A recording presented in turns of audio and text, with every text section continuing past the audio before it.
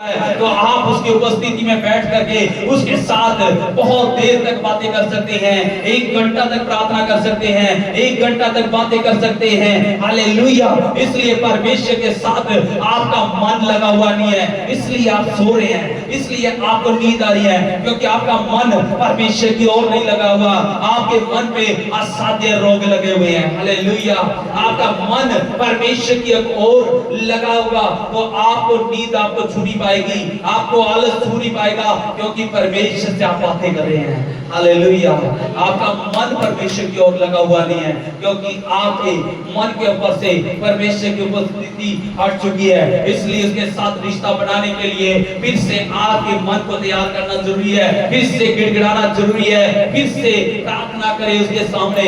अभी आप अगर धीरे धीरे आप पुराने हो जाते हैं तो 10 मिनट बैठना मुश्किल हो जाता है, फिर देखते हैं टाइम की तरफ कितना टाइम हो गया है। लेकिन जब आपका मन परमेश्वर की ओर लगा होगा, याद रखें, तो आप घंटे 2 घंटे प्रार्थना कर सकते हैं। हालेलुया।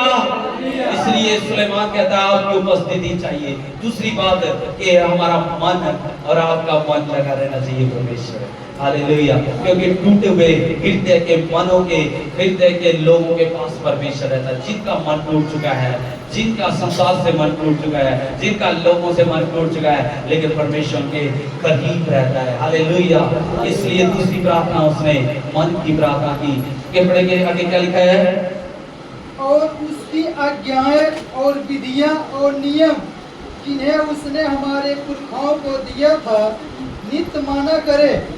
तीसरी बात क्या कर रहा है वो, कि जो विधि और नियम हमारे पुरखा मानते थे, प्रभु हम भी तेरा भय मानना चाहते हैं। हम भी, हमारा परिवार, हमारा घराना, हमारी सेवकाई में लोग क्या करें प्रभु जी, भय माने।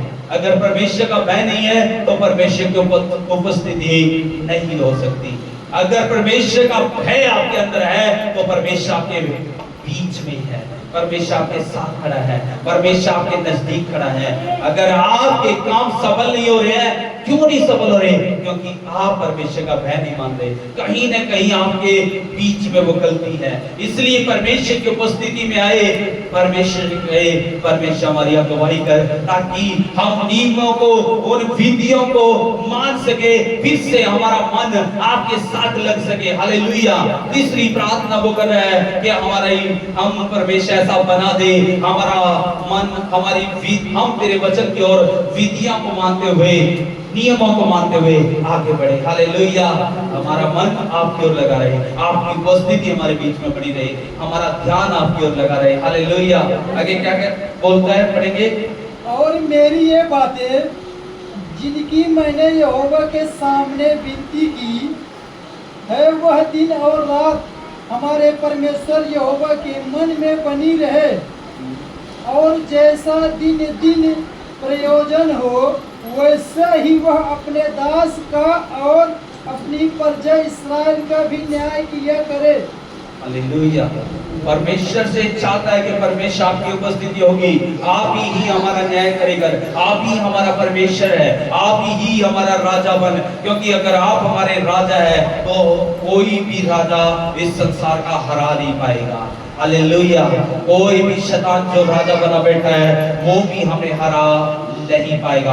इसलिए आपकी उपस्थिति बहुत जरूरी है। अगर आपका मन परमेश्वर की ओर नहीं है तो आज ही आपको चाहिए कि आप वैसे प्रार्थना करें, सुलेमान की तरह प्रार्थना करें, सुलेमान की तरह कहे कि आपकी उपस्थिति हमें चाहिए, आपकी तरफ हमारा मन लगा दे, आपके तरफ हम नियमों और विधियों को माने। आप प्रार्थना करें 3 प्रकार से, और प्रार्थना करें अपने परिवार के लिए। हालेलुया।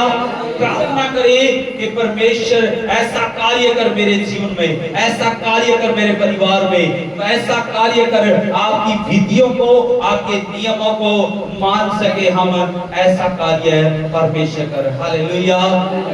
आज हमें चाहिए कि परमेश्वर की उपस्थिति में आकर के, परमेश्वर के चरणों में आकर के परमेश्वर को बुलाए, परमेश्वर को कहे कि परमेश्वर तू अपना कार्य कर, परमेश्वर तू अपने जीवन, हमारे जीवन में अपना कार्य कर।